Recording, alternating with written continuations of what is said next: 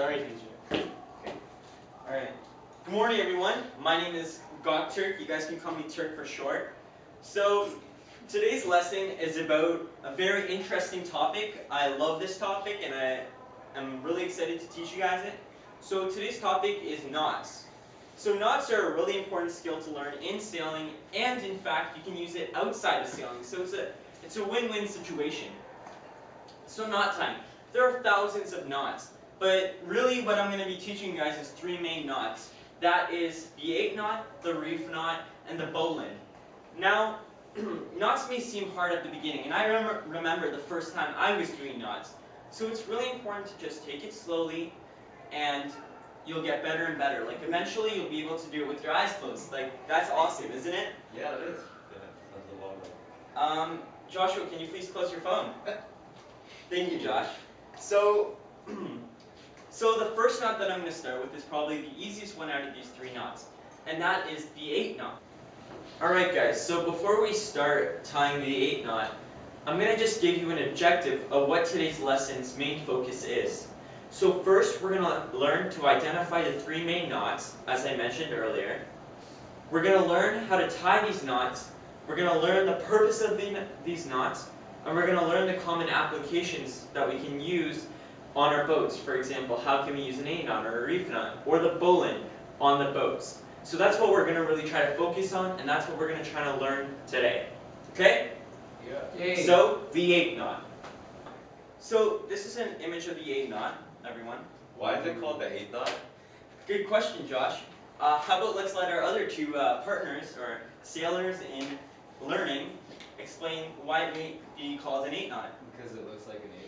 Exactly, good job. That's perfect, that's exactly what it is. Another name for an 8 knot is actually a stopper knot. Now how the stopper knot, or the 8 knot, works is it pretty much is used to stop rope from slipping through fair leads or blocks.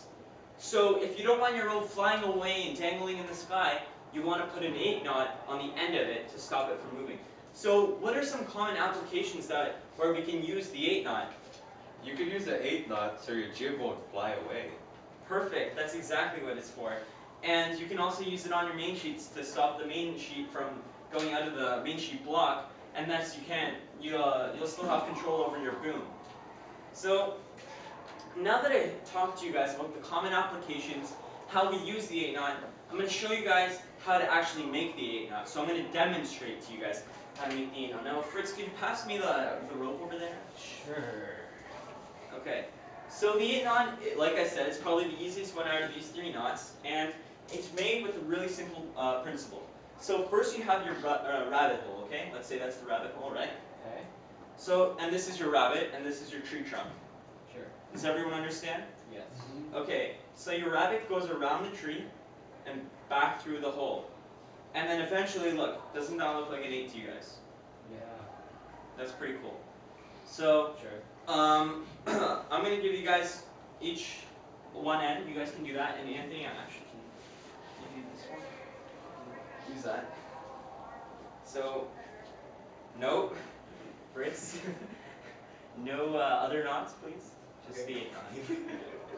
I think Josh has it. Perfect, Josh. Good job. Anthony, you got it too. That's awesome. Fritz, you're the only one who doesn't have it. That's okay. Learning takes patience and time. Thanks. I think that's an 8 knot too. Yay. So good job. So I'll just show you guys how it's actually used. So, for example, this is our let's say this is our fair leader block. Now you can see how no matter how much pressure I apply to this, Right. it doesn't go. The rope won't slip through it. So it's a really effective knot to use if you don't want your rope flying away and you want to have control over your knot. So the next knot I have is the reef knot. Do you guys know why the reef knot may have gotten its name? I mean, look at it. Because it looks like a barrier reef. No, that's a good answer. However, that is not true. It's okay, Josh. You learn. Ooh. So the reef knot actually gets its name because it's used for reefing sails. Now, I know you guys are really... What does reefing mean? I was just going to say that before you interrupted me. Please raise your hand next time. The reef knot is actually called a reef knot because it is used for reefing sails, which is, in turn, the reduction of the sail's area. So if you're being overpowered in windy conditions and you don't want your sails being out of your control, then you'll use a reef knot in order to reduce the sail area. Now how this is done is you tie two ends of a rope together in order to really hold them together sturdily, and you can also decrease the length of a rope. So like I said, what are some common applications that we can use with the reef knot that are going to be used to tie two ends of a rope together? Anthony, I think you might have an answer because you seem really interested in the reef knot. Is it to tie the main halyard to the outhill?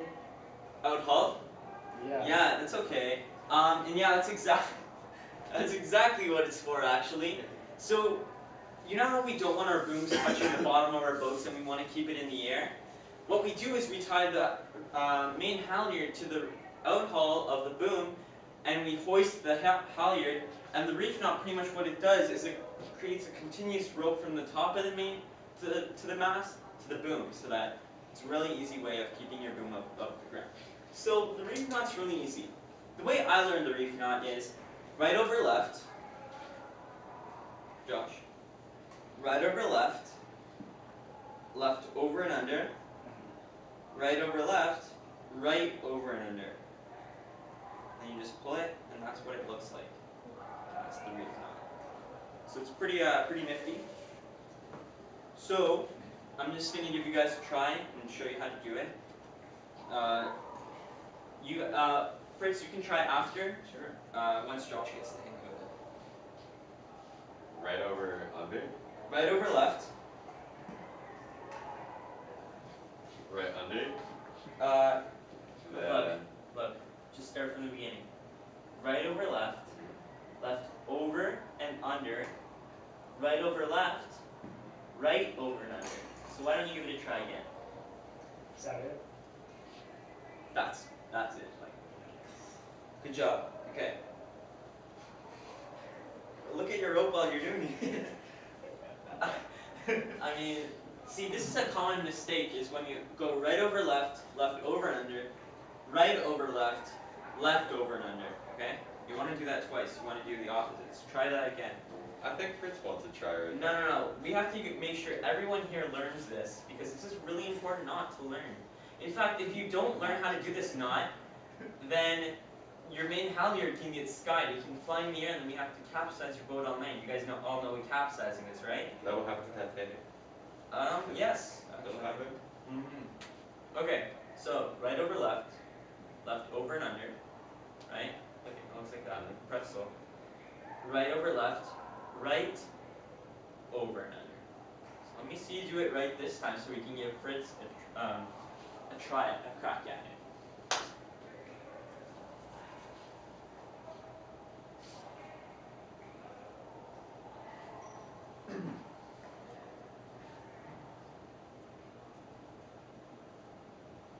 Good job. That's a really good 8 knot, Josh. Nice try. No, you actually got it. So good job. Okay. Okay. Can you put your phone on? You're Jordan said. All right, Jordan. Yeah. What did Jordan say? That's right. Right over left. Right over and under. No. You made the same mistake Josh did the first time. So, look. Right.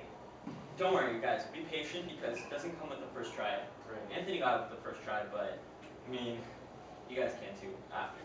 So, right over left, left over and under, right over left, right over and under, and that's the reef knot. And just to demonstrate before I pass it on to Fritz, see how no matter how hard I pull it, it still doesn't become undone? It's exactly what we want to achieve. Okay, I'm gonna do that.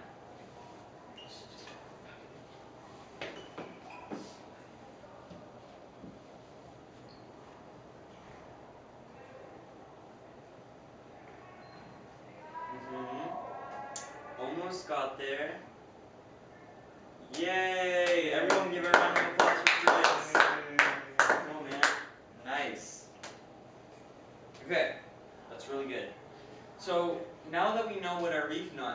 main knot looks like, we can move on to the bowline. So, the bowline.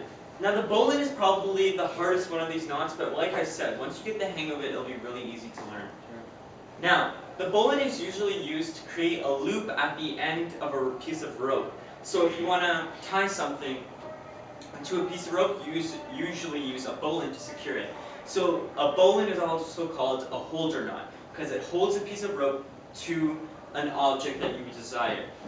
Now, Fritz, I think you have a common application for the bowline that we can use on our sailboat, on our dinghies, on our 420s, lasers, Optimists, and whatnot. So why don't you give me a common application for the bowline? For tying or docking the main head of the sail to halyard. Yeah, so for now we're going to think of it this way. The bowline is used to tie the mainsail halyard to the head of the mainsail, okay? So Anthony, why do we use the bowline? We use it to tie a rope to circular-like objects or anything it can be wrapped around to Yeah, exactly. Okay, so the bowline is made like this. You create your bunny hole, right? Okay? So then, Josh, can you stand up? You go around the object you desire, can you, around you desire, you go back through the hole from the behind, not the front. You go around the trunk of the tree, and you go back through the hole. Then when you pull that, you should get a bowline that's pretty secure. So, see? Cool. Like I have Josh on a leash. Okay. Okay. Okay. So Josh, why don't you give it a try? Actually, I think we had a pine cone around here that we can use that's maybe more realistic Whoa, to how convenient. a mainsail, head of the mainsail. So let me just see. Nice. So then feed it through. Yes. Go from, yeah, Go around. yeah. Then. Yep, you're getting there. So that around the tree trunk, Yep, back through. yep. And then just, Yay! yay! Okay, perfect. Alright, so Fritz, why don't you give it a try now? Sure, do I have to stand up? If you don't want to stand up, I'm going to let you guys be comfortable in your environments, so. Sure. Okay, let me try.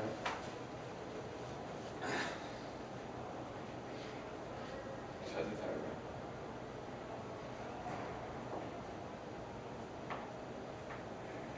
Yeah, see, that's exactly it. So look, even if we do that, good job, Anthony.